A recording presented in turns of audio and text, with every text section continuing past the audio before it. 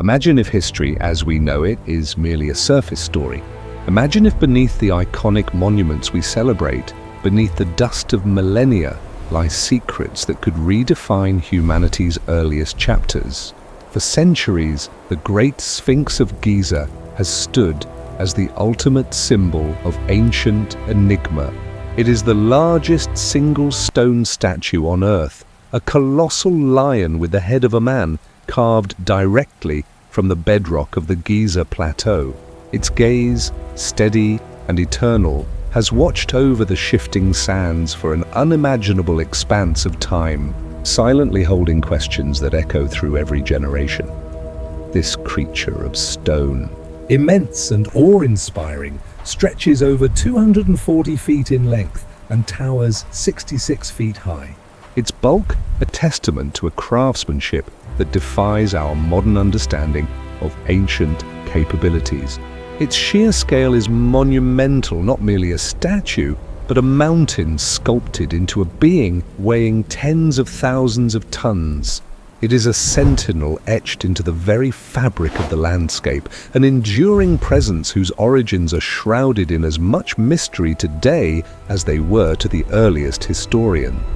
For as long as humanity has pondered its past, the Sphinx has stood apart, a silent guardian of secrets buried not only in time, but perhaps in the very earth beneath it. Conventional archaeology offers a seemingly straightforward narrative for this colossal figure. For generations, the consensus has been that the Sphinx was carved during the reign of Pharaoh Khafre, around 2500 BCE, as part of his mortuary complex. It is believed to represent Khafre himself, a divine protector watching over his pyramid and the necropolis.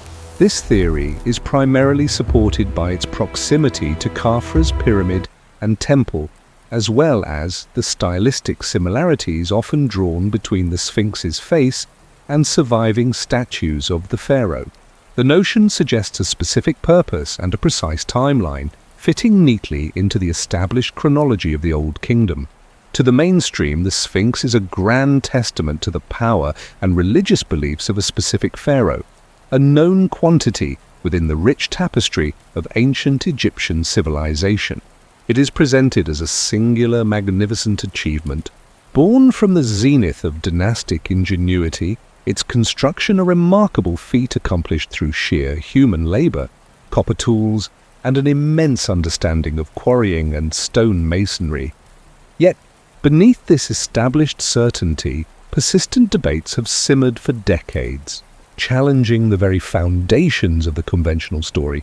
The most significant of these controversies revolves around the Sphinx's true age, pushing its origins far beyond the reign of Khafre and into a forgotten epoch. This challenge is rooted not in textual discovery or speculative myth, but in compelling geological evidence, specifically the patterns of erosion visible on the Sphinx's body and enclosure walls. For years, some researchers, notably geologist Robert Schoch, have argued that the deep, vertical fissures and undulating, rounded channels visible on the Sphinx and its enclosure walls are unmistakable signs of heavy, prolonged rainfall. This is a crucial point. The Giza Plateau has been an arid desert for at least the last 5,000 years, receiving negligible rainfall. If these erosion patterns were caused by water, it would imply that the Sphinx was carved during a much wetter period, a time when ancient Egypt experienced torrential rains. Such a period last occurred between 10,000 and 6,000 BCE, making the Sphinx potentially thousands of years older than conventional archaeology asserts. This water erosion hypothesis presents a profound challenge to the conventional timeline. If the Sphinx predates dynastic Egypt by several millennia, then it was not built by the pharaohs we know. It implies the existence of an earlier, unknown civilization, sophisticated enough to conceive and execute such a monumental undertaking. The patterns, particularly the deep gullies on the enclosure walls, are distinct from the erosion caused by wind and sand, which tends to create horizontal striations or smooth, polished surfaces. Instead, they appear to be the cumulative effect of thousands of years of heavy precipitation, slowly washing away the softer layers of limestone. This geological signature is not merely an anomaly, it is a direct confrontation with the accepted narrative, suggesting that humanity's architectural achievements reached astonishing heights long before the dawn of recorded history. The implications of this debate are vast, suggesting that the Sphinx might be a relic from a lost epoch, a vestige of a civilization whose existence is currently unknown to us. It forces us to ask, who were these people? What technology did they possess? And why does no other trace of their existence survive on a similar scale? The conventional response attributes the erosion to other factors, such as groundwater, localized flash floods, or even poor quality limestone. But to many, these explanations fail to account for the specific characteristics of the erosion and the sheer amount of time required for such deep scarring by water. The debate lingers, a crack in the edifice of established knowledge, inviting deeper inquiry into the true age of this ancient marvel. Beyond the Sphinx itself, the entire Giza plateau is a site imbued with a profound, unexplained ancient power. It is not just home to the Sphinx and the three Great Pyramids. It is a landscape saturated with a palpable sense of mystery, a locus where the veil between the known and the unknown seems thinnest. For millennia, visitors and scholars alike have felt an almost magnetic pull to this plateau, recognizing that something extraordinary, perhaps even transcendental, happened here. The precision of the pyramid's alignment with cardinal points, the astronomical knowledge encoded within their dimensions, and the sheer impossibility of their construction with supposed ancient tools all point to a level of sophistication that seems to transcend the capabilities of early Bronze Age. Cultures, the Giza Plateau feels less like a mere construction site and more like a deliberate act of profound engineering and cosmic understanding. Its very stones hum with an ancient resonance, a testament to builders who possessed not only immense skill, but also a worldview deeply connected to celestial mechanics, sacred geometry, and perhaps something far more esoteric. It stands as a profound enigma, a place where the human spirit instinctively senses a deeper story, a forgotten chapter of wisdom that defies easy categorization. This feeling of inexplicable power, of an almost spiritual charge, permeates every aspect of Giza, elevating it from an archaeological wonder to a site of universal, enduring significance. In this context, the Sphinx takes on an even more resonant role. It is not just a statue. It is the silent guardian, perpetually fixed in its watch, holding secrets from the very dawn of recorded history.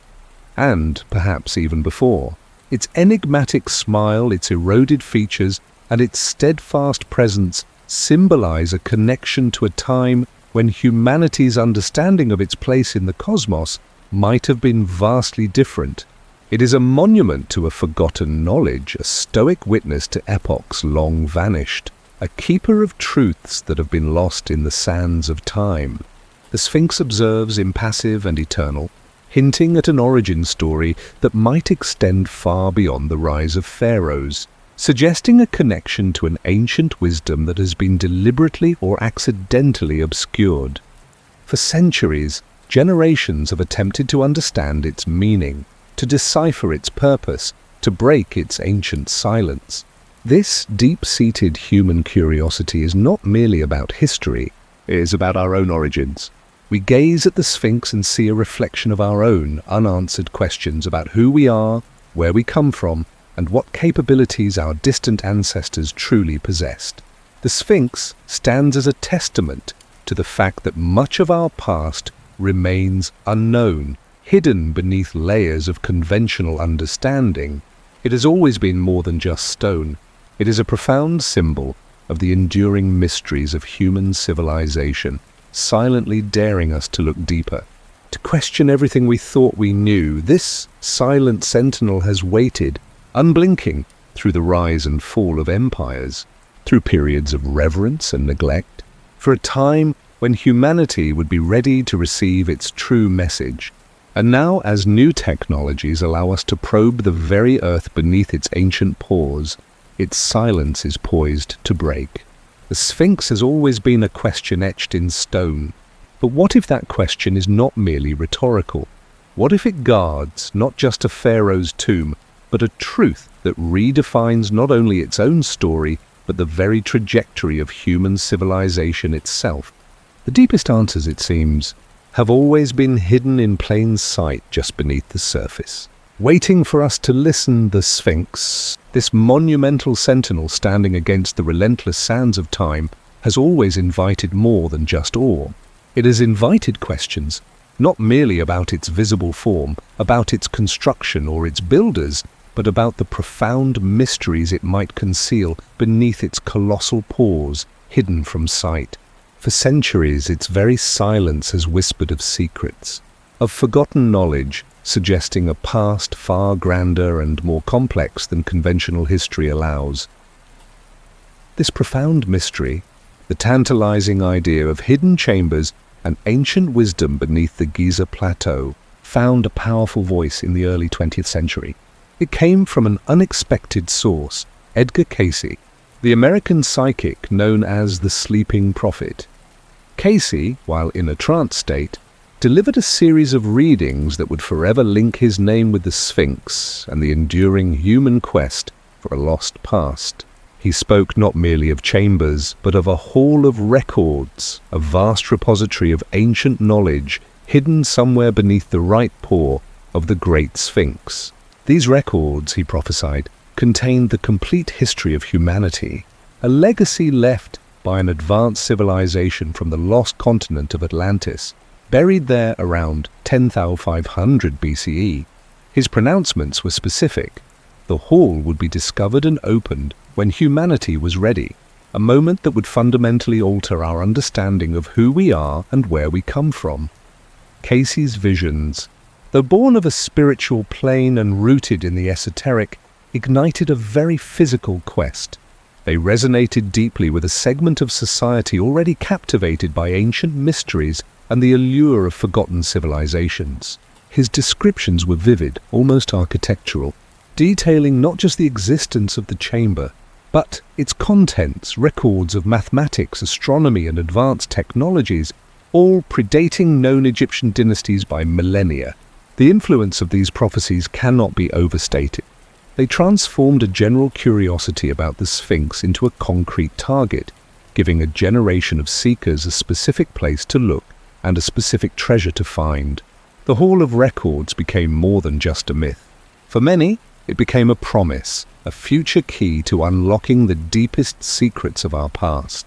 Its enduring power lay in its boldness, its direct challenge to established timelines, and its suggestion that the history we thought we knew was merely a fragment of a much larger, more incredible story. Yet, the idea of hidden knowledge beneath the Giza Plateau was not born solely from modern prophecy.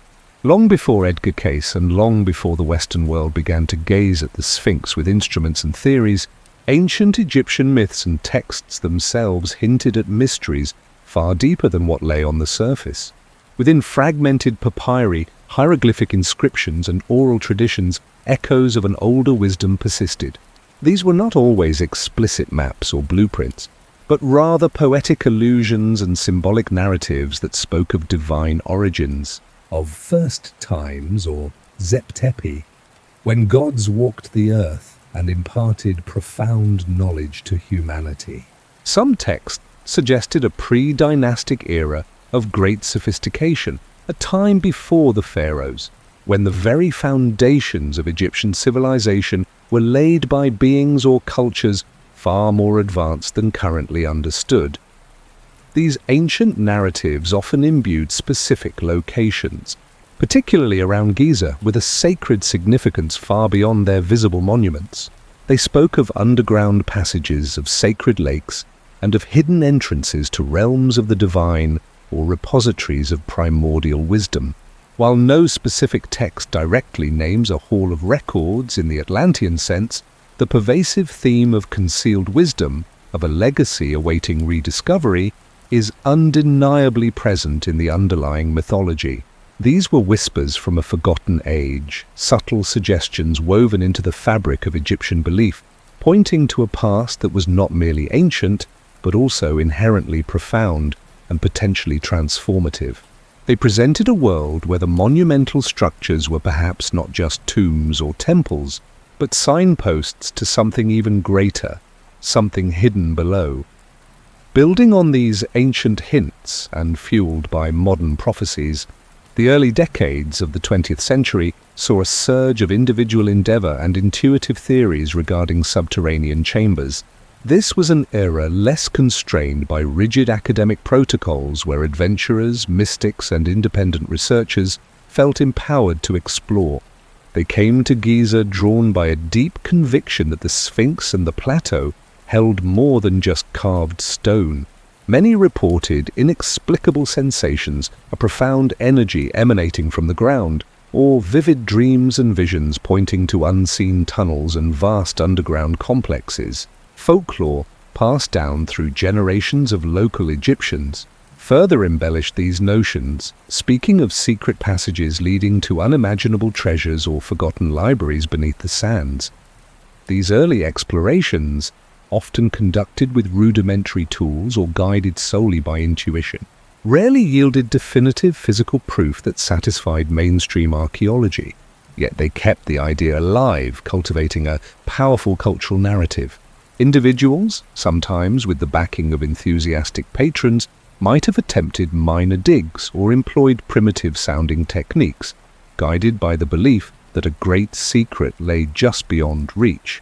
The focus was not always on grand scientific discovery, but on the validation of an inner knowing, the confirmation of a feeling that something monumental lay hidden. This era was characterized by a romanticized pursuit of the unknown, where the allure of a hidden chamber was as much about the journey of discovery as it was about the potential contents within. The Sphinx in this period transformed from a mere monument into a gatekeeper, a silent guardian standing over a presumed entrance to an untold past. This confluence of prophetic vision, ancient lore, and intuitive exploration solidified a widespread cultural notion that concealed wisdom, perhaps from a precursor civilization, was buried beneath the Giza plateau. It wasn't just Edgar Cayce, nor was it solely confined to academic Egyptologists. The idea permeated popular culture, shaping novels, films, and countless speculative theories. The Sphinx, more than any other monument on Earth, became synonymous with the concept of a hidden truth, a literal key to understanding humanity's true origins. This profound belief suggested that our current timeline of history, our understanding of the slow ascent of civilization, was incomplete, missing a crucial, foundational chapter. The Giza Plateau, already established as a site of immense, unexplained power, took on an added layer of mystique. It was seen not just as a burial ground for kings, but as a potential vault for universal knowledge, a time capsule waiting for the right moment to be opened. This cultural notion wasn't just about finding a secret room, it was about the potential paradigm shift such a discovery would unleash. If evidence of a highly advanced pre-dynastic civilization were found, it would force a fundamental re-evaluation of every aspect of human history, from technology and art to philosophy and religion. The concealed wisdom was imagined to contain not just facts, but fundamental insights into the nature of reality, perhaps even a blueprint for a more harmonious way of living. This longing for a deeper, more complete past, a recognition that the silent guardian might be holding back the most important story of all, became an almost existential quest for many. It was a yearning for the original script, the foundational knowledge from which all subsequent human endeavors had sprung. But the age of pure intuition, while rich with compelling narratives and cultural fascination, could not provide the undeniable proof that a new generation of scientific minds began to seek.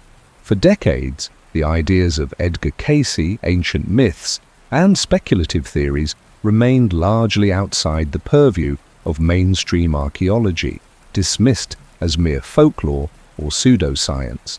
The conventional understanding of the Sphinx's age and its builders was deeply entrenched, leaving little room for radical alternatives, let alone the idea of hidden Atlantean records.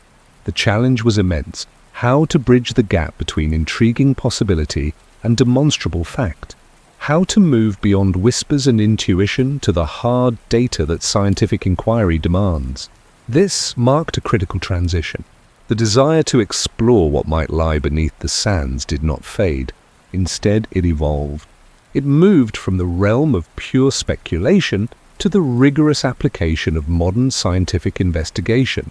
Fueled by persistent questions about the Sphinx's age and the plateau's inexplicable power, a new approach began to take hold. Scientists and archaeologists, while often skeptical of the more outlandish claims, recognized the undeniable questions posed by the monuments themselves.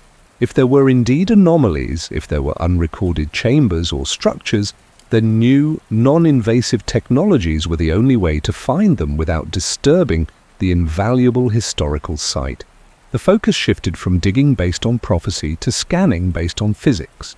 This was the dawn of a new era of inquiry, one where advanced instrumentation would peer through rock and soil, seeking objective evidence of what, for so long, had remained only a tantalizing whisper beneath the sands. The stage was set for technology to finally give voice to the Sphinx's deepest, most guarded secrets. The Sphinx had long been the silent guardian of the Giza plateau, its granite gaze fixed on the horizon, its ancient secrets whispered in the wind and in the texts of forgotten ages. For centuries, the yearning to peer beyond its stone facade, to unlock whatever truths it might conceal beneath the sands, had been the domain of folklore and prophetic vision. But as the final decades of the 20th century unfurled, a new chapter began to unfold. This was a pivotal moment when intuition and legend would converge with the unyielding scrutiny of modern scientific methods, initiating a quest not for myths, but for measurable anomalies in the earth itself. It was a methodical descent from the realm of the ethereal to the tangible, a rigorous attempt to finally listen to the echoes hidden deep. Beneath the monumental stones, the pioneering steps into this unseen world were taken with the application of seismic reflection and refraction techniques. Imagine sending a pulse, a shockwave, into the very bedrock upon which the Sphinx rests. This wasn't merely striking the ground, it was an act of profound listening, waiting for the earth to whisper back its hidden contours. Seismic reflection works much like sonar, bouncing sound waves off subsurface layers and structures. By precisely measuring the time it takes for these waves to return, scientists can map the depths and densities of different materials. Dense bedrock, softer sand, or indeed hollow spaces would each reflect these waves in a distinct way, painting a sonic portrait of the hidden world below. When applied at Giza, these techniques sought to differentiate between the natural, unbroken limestone bedrock and any potential man-made excavations or anomalies. It was an ambitious undertaking, an attempt to use the principles of earthquake analysis to probe an ancient mystery. Simultaneously, seismic refraction offered another layer of insight.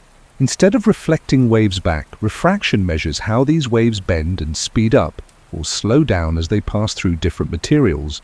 A wave traveling through solid rock moves faster than one through loose soil, or, crucially, through an empty chamber.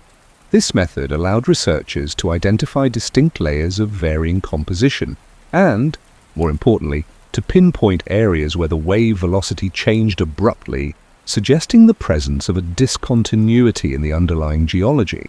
These initial seismic surveys, though rudimentary by today's standards, were revolutionary.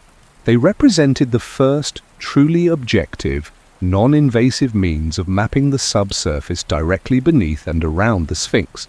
The very act of sending these controlled vibrations into the ancient ground was a testament to the scientific determination to move beyond the purely observational. For the first time, the Earth itself was being asked to reveal its secrets, not through excavation, but through the precise science of acoustics. Following these early forays, the capabilities of ground-penetrating radar, or GPR, introduced an entirely new dimension to archaeological surveys at Giza. If seismic methods were like listening to echoes, GPR was akin to painting with invisible light, illuminating the underground with electromagnetic pulses. GPR operates by transmitting high-frequency radio waves into the ground and recording the reflected signals. When these waves encounter a change in subsurface materials, say the transition from solid rock to a void or from sand to a buried wall, they are reflected back to a receiver. The strength and travel time of these reflected waves provide a detailed profile of what lies beneath, revealing not just depths but also shapes and compositions with unprecedented clarity. The revolutionary aspect of GPR lay in its non-destructive nature and its higher resolution compared to seismic techniques. It could detect smaller anomalies, differentiate between various types of sediments and rock, and, critically, identify distinct boundaries that suggested artificial construction rather than natural geological processes. The application of GPR at the Sphinx was a meticulous process, involving countless passes over the colossal monument and the surrounding bedrock. Each sweep of the antenna generated a cross-sectional image, like a slice through the earth, revealing layers and features hidden from view. This technology allowed scientists to visualize internal structures, to see outlines of potential chambers, passages, or even buried artifacts without ever disturbing a single grain of sand. It was a profound shift in methodology, moving from indirect inference to a more direct, albeit still remote, form of underground imaging.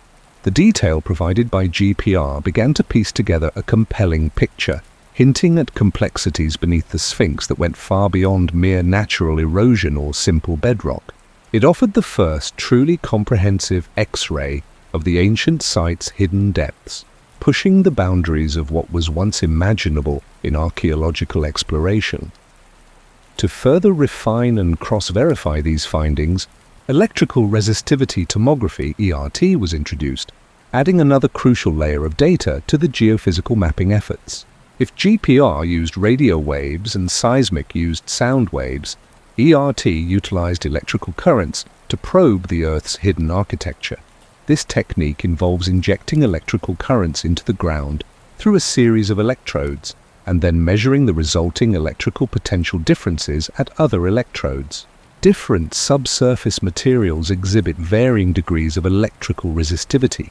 For instance, dry soil or solid bedrock tends to be more resistive, while water-saturated soil or significantly empty air-filled cavities would have lower or higher resistivity depending on the specific context and surrounding material. By collecting thousands of these measurements, researchers could create a detailed 2D or even 3D map of the subsurface resistivity distribution. The power of ERT in archaeological contexts lies in its ability to differentiate between various types of fills, geological strata, and, crucially, open voids or buried structures. An ancient stone wall, for example, might present a different resistivity signature than the surrounding natural earth, as would a concealed chamber filled with air or collapsed debris. When applied around the Sphinx, ERT provided an independent means of confirming and elaborating on the anomalies first detected by seismic and GPR. It served as a vital corroborative tool, strengthening the case for non-natural features by demonstrating consistent patterns across different geophysical methodologies. Together, these three techniques, seismic, GPR, and ERT, formed a formidable trifecta, allowing scientists to build an increasingly robust, multifaceted picture of the subterranean landscape surrounding and directly beneath the Great Sphinx, moving with purpose toward an unprecedented understanding of its deepest secrets.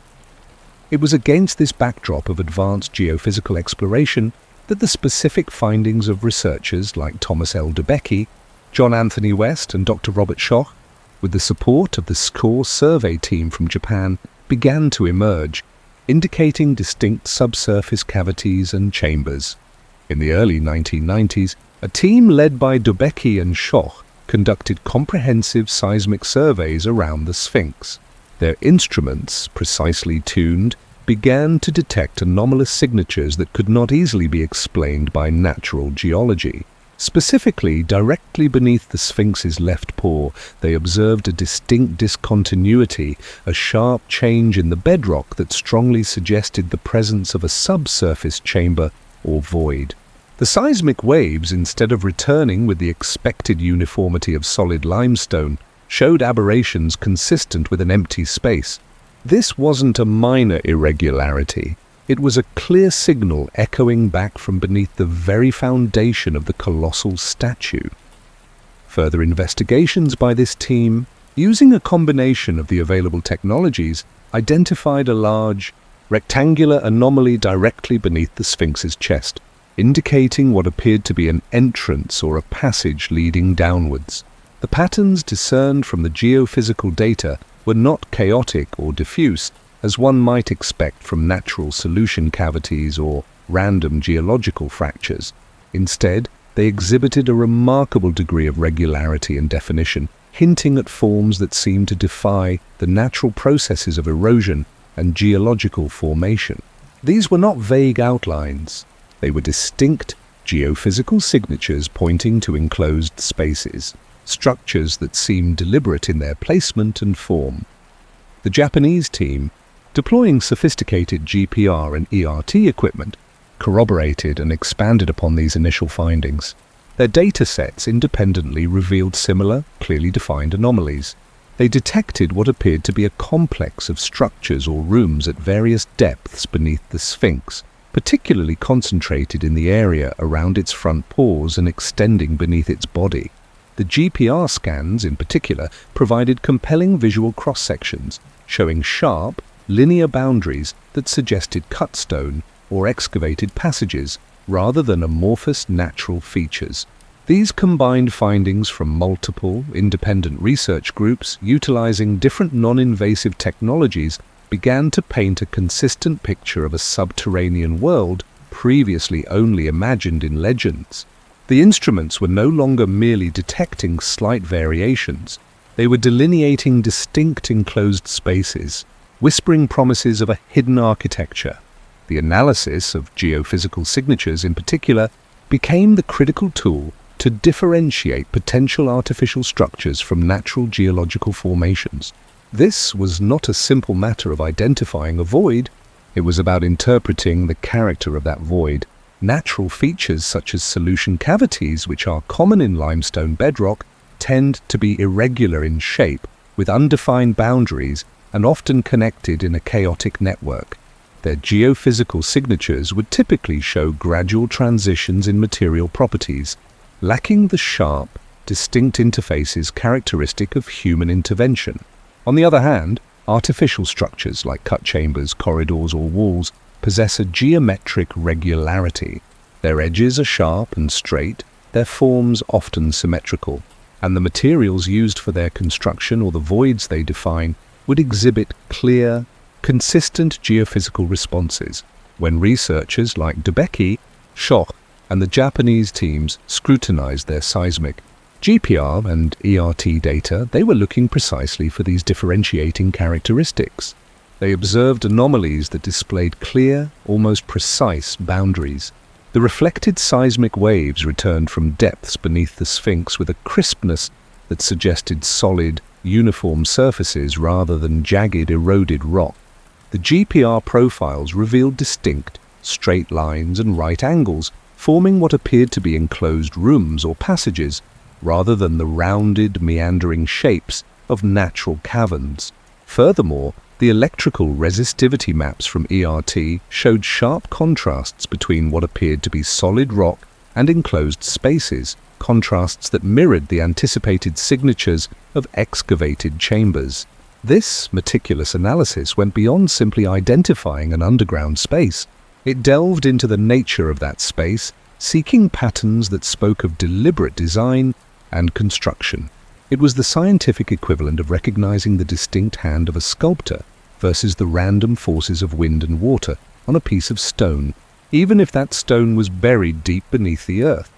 The culmination of these sophisticated geophysical surveys led to a truly undeniable detection.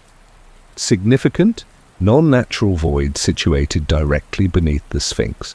This was not a subtle hint or an ambiguous reading. Multiple independent scientific methodologies applied by various research teams converged on a singular, compelling conclusion. Beneath the pores, beneath the chest, and extending into the bedrock surrounding the great monument, there were distinct, clearly defined spaces that could not be attributed to natural geological processes. These were not the eroded solution cavities that might naturally form in limestone, nor were they random bedding planes or fractures. Instead, the data consistently pointed to the existence of enclosed areas, some appearing to be chambers, others suggestive of passages, all exhibiting characteristics that defied a purely natural explanation. The geometric regularity of the geophysical signatures, the sharp, almost architectural lines visible in the GPR profiles, and the consistent variations in seismic velocity and electrical resistivity all pointed to one conclusion. These voids were either excavated or constructed. The implications were staggering. For centuries, the Sphinx had held its secrets, inspiring tales of hidden halls and lost libraries. Now science had finally pushed back against the veil of myth, not with speculation, but with hard data. The instruments had pierced the ancient stone, listening to its subterranean echoes, and in response, the earth itself had confirmed a profound truth. There was indeed something under the Sphinx, something significant, something artificial, something that lay waiting, unseen for millennia. This unequivocal detection marked a radical departure from conventional Egyptology, which had largely dismissed the possibility of substantial hidden chambers beneath the Sphinx as mere folklore. The scientific tools had delivered their verdict, revealing a hidden architecture that promised to rewrite the very foundations of our understanding, not just of the Sphinx, but potentially of an entire civilization. The silent sentinel, it seemed, was guarding more than just its own profound enigma. It was standing guard over an undeniable, unacknowledged truth. The ground beneath the Great Sphinx has now spoken. It has echoed with anomalies, with signatures that demand attention. But the translation of these subterranean whispers is far from straightforward.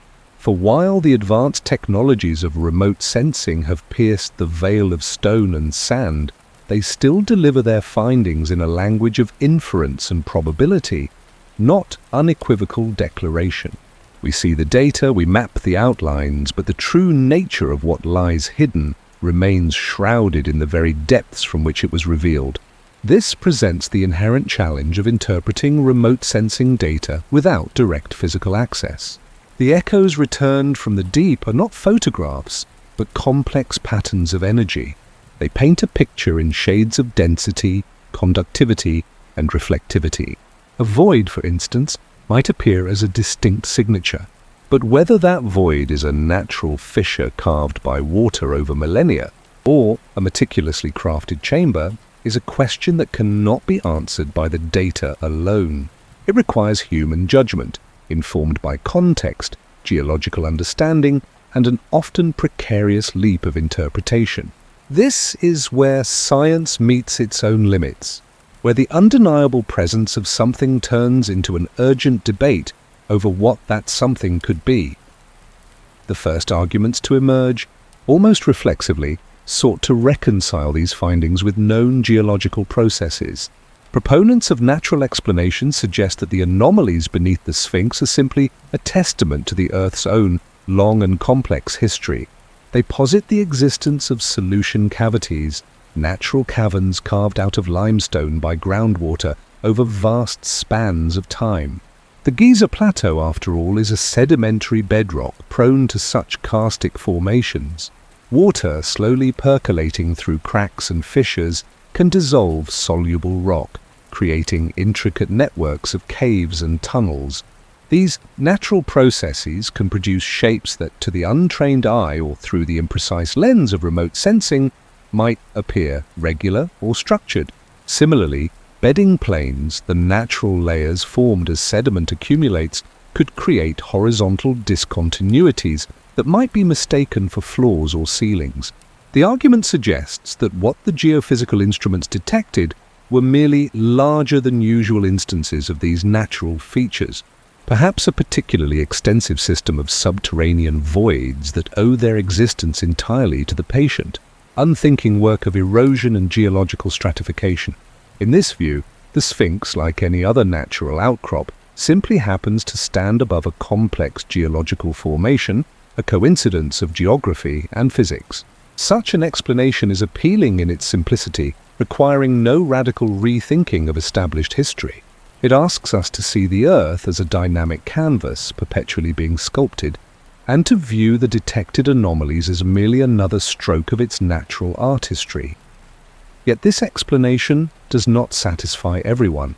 A compelling counterargument arises from those who examine the precise geophysical signatures and find them difficult to reconcile with purely natural processes.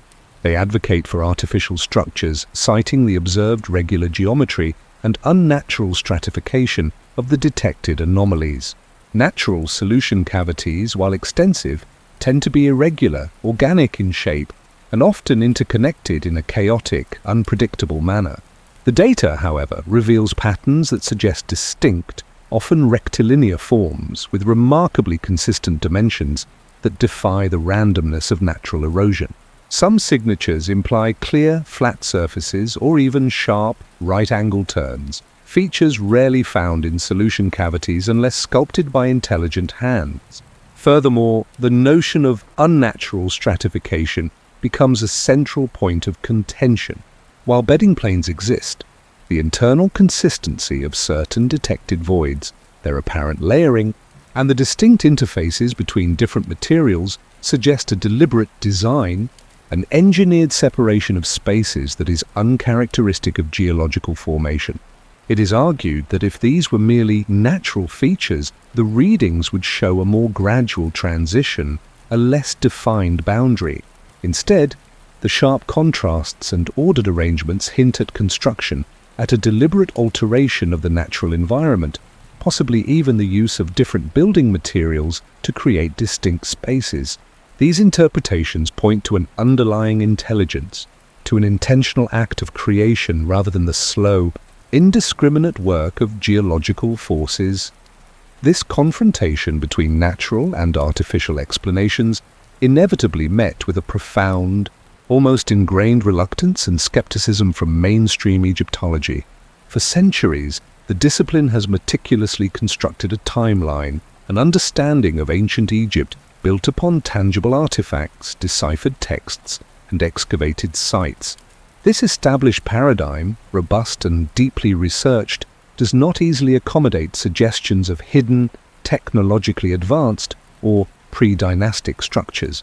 The idea that something monumental and unknown might exist beneath one of its most iconic symbols, defying conventional chronologies, is not merely a scientific challenge. It is a challenge to an entire edifice of historical understanding.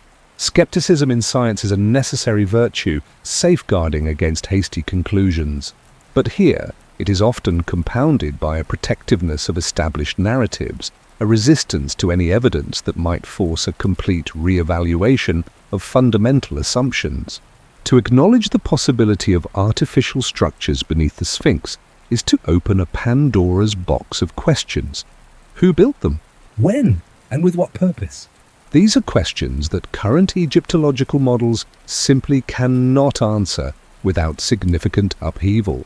The initial response, therefore, is often one of dismissal, of seeking the most conservative interpretation, or even of questioning the reliability of the geophysical methods themselves, despite their proven efficacy in other fields.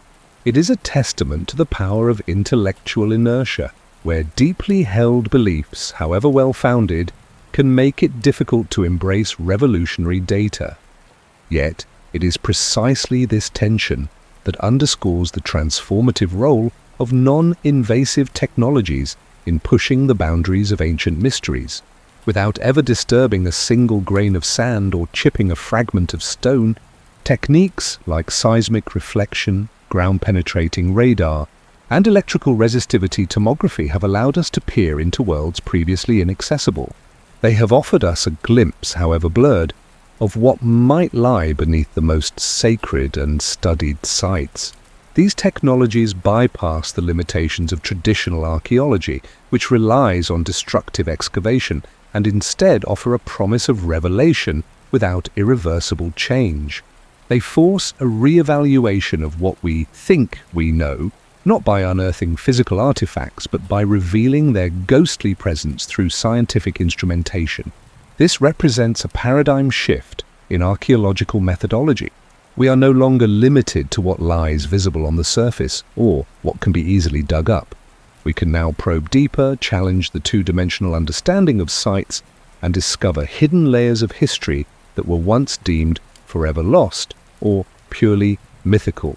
The very act of detecting these anomalies, even if their interpretation remains contentious, expands the scope of what is possible, compelling us to consider scenarios that were once firmly in the realm of fringe speculation. It invites us to think beyond the known, to imagine histories that might have unfolded entirely out of sight, preserved in the Earth's silent embrace. Beneath these technical disputes and professional reticence lies a deeper truth, the acknowledgement of inherent biases and established paradigms within archaeological interpretation. Every field of study, especially one dealing with the past, develops its own frameworks, its own assumptions about how history unfolds. These paradigms, while essential for coherence, can also become intellectual straitjackets, making it difficult to perceive or accept evidence that falls outside their accepted boundaries. When confronted with data suggesting something extraordinary, something that contradicts decades, even centuries, of academic consensus, the natural inclination is to fit it into existing models, to explain it away with the familiar. This is not a failure of intelligence, but a deeply human characteristic of how we process new information. The Giza Plateau, with its monumental structures and profound symbolism, is particularly susceptible to these biases. It is a site heavily invested with meaning, both scientific and cultural, making any challenge to its accepted history highly charged. The debate surrounding the Sphinx's subsurface anomalies becomes a microcosm of this larger struggle. The tension between scientific evidence and human interpretation, between the objective data and the subjective lens through which we choose to view it. It forces us to confront not just what lies beneath the Sphinx, but what lies beneath our own assumptions, compelling us to question whether our current understanding of history is truly complete or merely a convenient simplification. The Sphinx, in its silent watch, now compels us to look inward and to recognize that the greatest obstacles to understanding the past may sometimes reside not in the ground, but in the very structures of our own minds. The faint echoes from beneath the Sphinx, registering as unnatural voids and geometric patterns, compel us to confront more than mere anomalies. They force a profound re-evaluation of history itself. For generations, the narrative of ancient Egypt has been etched in stone, a timeline meticulously constructed through archaeological excavation and textual interpretation. We have learned of the pharaohs, the dynasties, the slow, incremental rise of monumental architecture and complex societal structures. But if the geophysical evidence, building on the subtle hints of the water erosion hypothesis and the persistent whispers of a deeper past, proves to be truly artificial, then this established timeline, this foundational bedrock of our understanding, shatters irrevocably. No longer would the Old Kingdom stand as the genesis of monumental achievement at Giza. Instead, the subterranean structures, predating even the conventional dating of the Sphinx, would demand a recalibration of centuries, perhaps millennia. What does it mean for our understanding of human ingenuity if advanced construction, on a scale we struggle to comprehend even today, existed at a period we deem primitive or pre-dynastic? It would necessitate not just minor adjustments, but a complete overhaul, peeling back layers of perceived history to reveal an older, grander narrative. The very textbooks that define our past would become relics of an incomplete truth, and with them, the carefully constructed edifice of our ancient world would begin to tremble. This shift naturally leads to the suggestion of pre-dynastic, advanced knowledge, or forgotten, sophisticated technologies. We have always attributed the monumental scale and precision of the Giza structures to the Egyptians of the Old Kingdom, achieved through immense labor and ingenious, though rudimentary, tools. Yet, the possibility of deeply buried chambers beneath the Sphinx, showing an architectural intent and a level of engineering far beyond what we imagine for that epoch, introduces a radical idea. It speaks not of the gradual evolution of technique, but of a knowledge already possessed, perhaps even inherited. How could such sophistication manifest in an age where our records suggest only nascent civilization? Were there methods of quarrying, cutting, or moving stone that have been utterly lost to time? Was there an understanding of acoustics, geology, or energy that allowed for constructions of impossible scale and precision? The question shifts from who built it to how they built it, and then, most unsettlingly, to what did they know that we have forgotten? Such a revelation at Giza would not exist in isolation. Its implications would resonate across continents, forcing us to reconsider other global megalithic sites and unexplained ancient constructions. Think of Göbekli Tepe in southeastern Turkey, a site of immense, intricately carved stone pillars built by hunter-gatherers some 12,000 years ago. It rewrote the timeline for the origins of organized religion and monumental architecture, proving that complex societies existed thousands of years before the advent of agriculture. What if the discovery beneath the Sphinx is a similar, perhaps even older testament to forgotten capabilities? Then there is Pumapunku in the Bolivian Andes, with its impossibly precise interlocking stone blocks, some weighing over 100 tons, cut with a precision that defies explanation for tools available in that era. These sites, long seen as isolated enigmas, would suddenly appear as part of a larger, interconnected puzzle. If the Sphinx conceals a pre-dynastic sophistication, might these other sites also be fragments of a global, lost heritage? The scattered pieces of a grander, more ancient tapestry of human achievement, woven across the planet at a time when our history books tell us humanity was only just emerging from the Stone Age. The shared characteristics of impossible precision, megalithic scale, and a deep temporal mystery across these locations would then become not coincidences, but compelling threads in a forgotten narrative. This convergence of evidence, from the seismic signatures under the Sphinx to the anomalous constructions worldwide, would inevitably lead to the re-emergence of the concept of a mother civilization, or a lost golden age, influencing later cultures.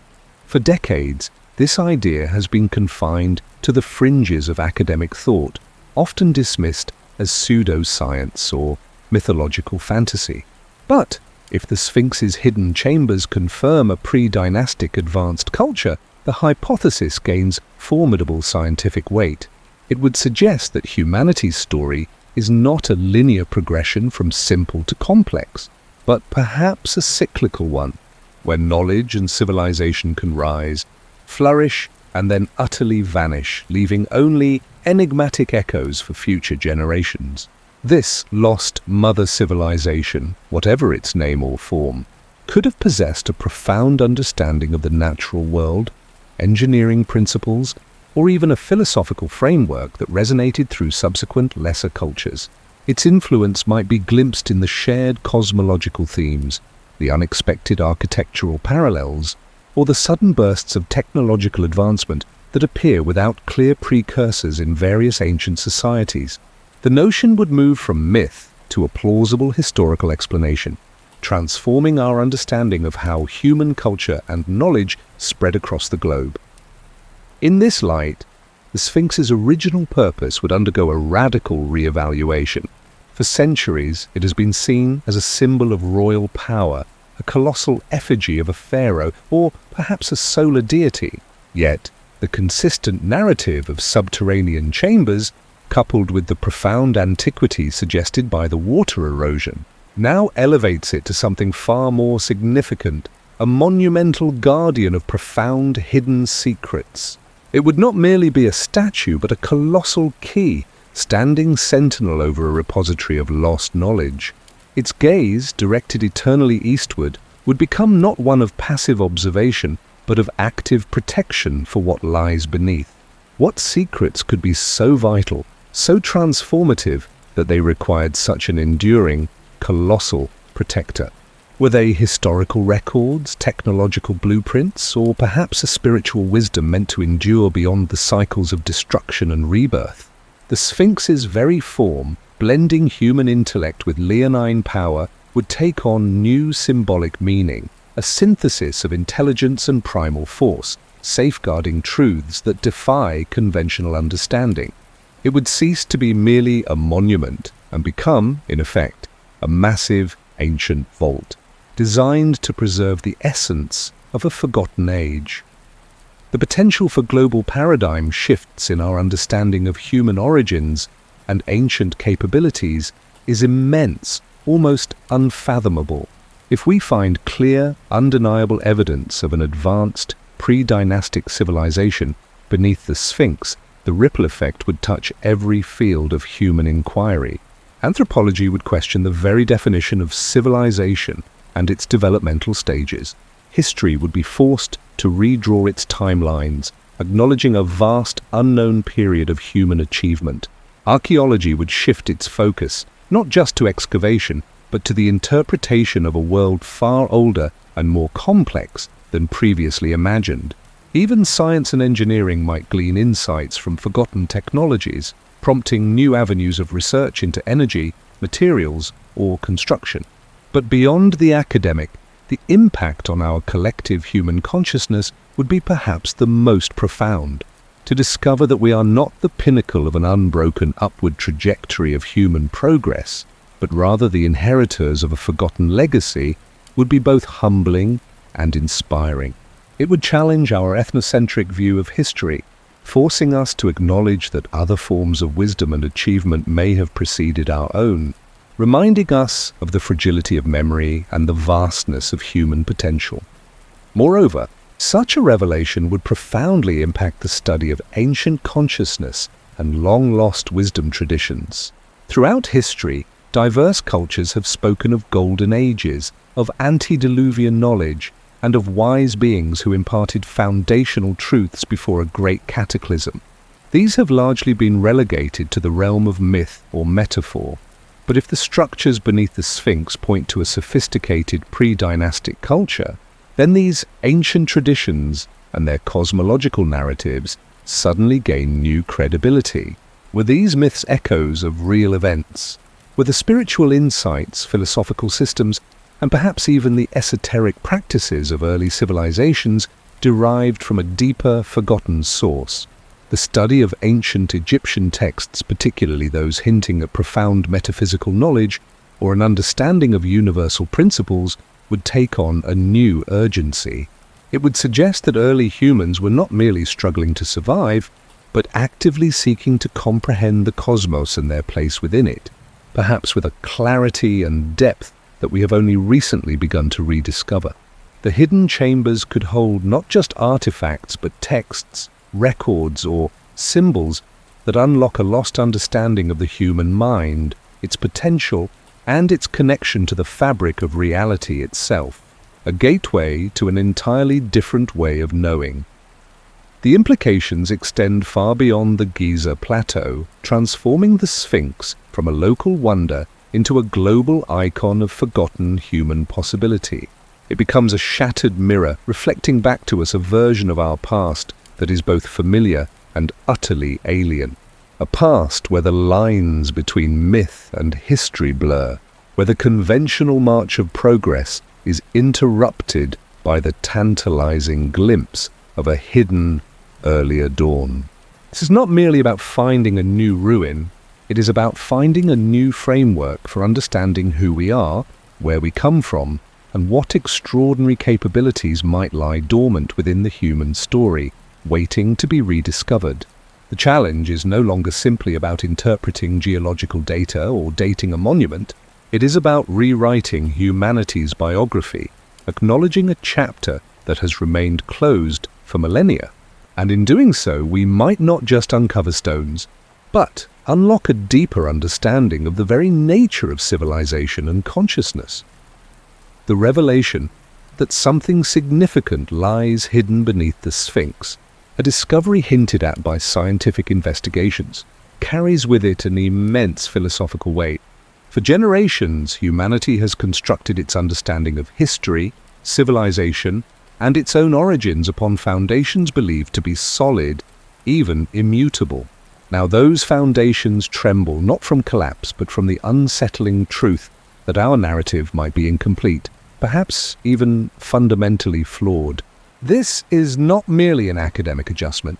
It is a profound shift in perspective, a humbling realization that our proud, intellectual edifices may have overlooked entire chapters of our collective story. To contemplate a lost, advanced past, a sophisticated era existing before the timelines we meticulously charted, is to confront the limits of our knowledge and the arrogance of our assumptions.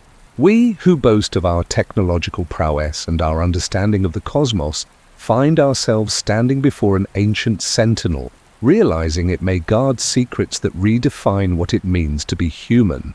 It suggests that ingenuity, wisdom, and complex societies may have risen and fallen countless eons ago, their legacy erased by the relentless march of time, leaving only faint whispers in the rock and profound questions in our minds. This perspective invites a humility rarely encountered, forcing us to acknowledge that the pinnacle of our known history might, in fact, be but a brief flicker in a much grander, forgotten epic. Building on the geophysical anomalies that have been carefully documented, the imperative for further, more intrusive investigations becomes undeniable. Remote sensing has peeled back the first few layers of mystery, providing tantalizing glimpses into the subterranean world beneath the Giza Plateau. But these non-invasive techniques, powerful as they are, offer only a partial view, like reading a book through its cover. To truly unlock the secrets, to distinguish definitively between natural geology and artificial construction, and to ascertain the true nature of the findings, direct physical access is indispensable. The scientific community, though cautious, recognizes that the stakes are too high, the implications too profound, to leave these questions unanswered.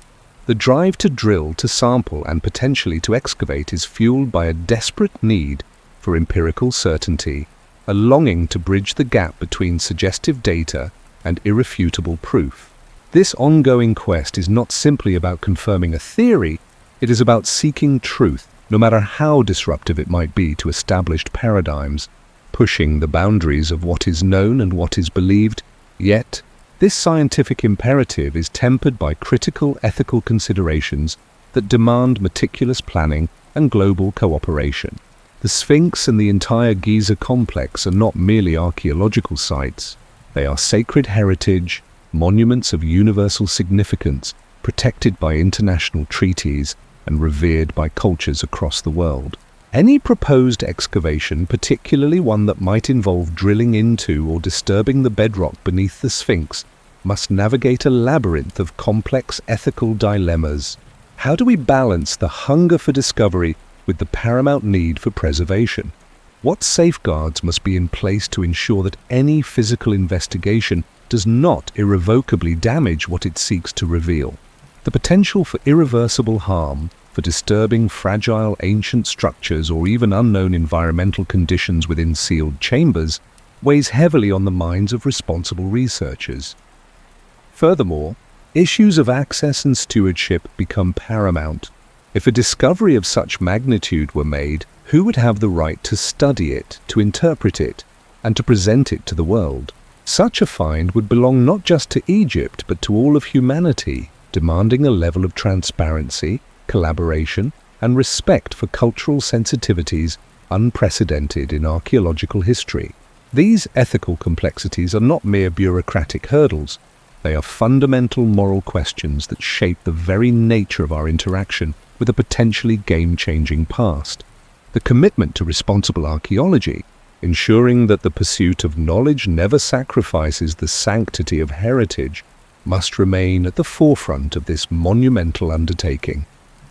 Through this lens of discovery, the profound realization dawns that humanity's past is far more complex and unexpected than currently understood.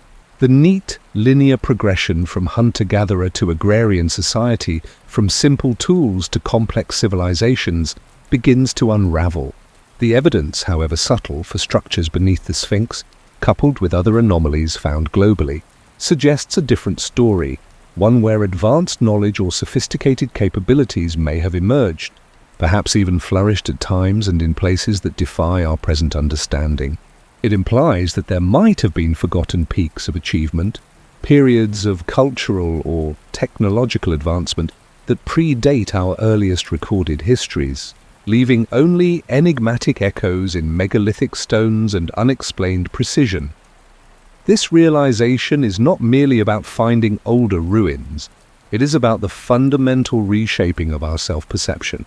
We are not necessarily the first, nor are we necessarily at the apex of all human ingenuity that has ever existed. This deeper, more intricate past compels us to shed our chronological hubris and embrace a more nuanced, interconnected narrative of human evolution, one that includes chapters we have yet to read. It opens the door to understanding that our ancestors, far from being primitive, might have possessed insights, technologies, or a consciousness that we are only now beginning to grasp, urging us to look beyond established texts and conventional wisdom. At the heart of this enduring enigma lies the unyielding human drive for knowledge and meaning. From the moment our ancient ancestors first looked up at the stars, wondered about the changing seasons, or sought to understand their place in the vastness of existence, the quest for understanding has been an intrinsic part of the human spirit.